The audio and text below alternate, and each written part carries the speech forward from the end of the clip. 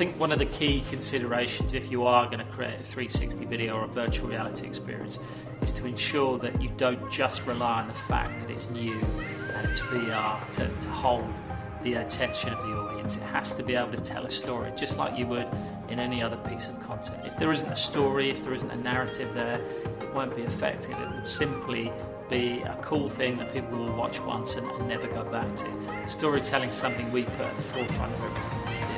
And so if you're going to create VR, please make sure you consider storytelling right at the forefront of everything. I think it's important to really dive into what your message is and what you're wanting to convey to your audience. One of my biggest things when it comes to virtual reality production is pre-production, and that's creating the storyboard,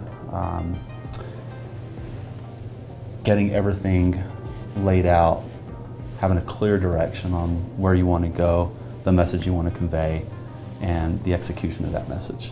I think that's very, very important. And I think, you know, when it comes to production, a lot of people get lost in the process of it all, and there's critical steps in the beginning before the production actually takes place that's very critical to the success or failure of the production. And I hate to use the word failure, but it can always be better executed with good pre-production.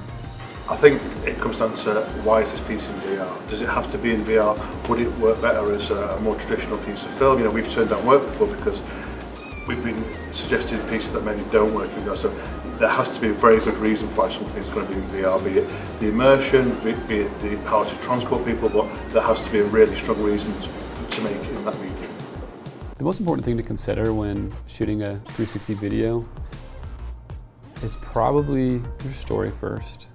But other than that, it's your environment. You know, if you're shooting outside, you definitely need to make sure, even more important than in a 2D world, you need to make sure that the weather's cooperating. You know, you need to make sure that you know, there is a beautiful blue sky or whatever environment you're looking for. You need to make sure that the whole sphere is interacting the way that you want it to. Because again, in 2D, you can fake it. You can use lights and other equipment to make it seem like it's a bright sunny day.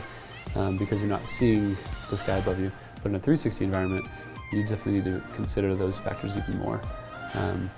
Especially because it's harder to hide things like camera operators, it's harder to hide producers, it's harder to hide lighting equipment.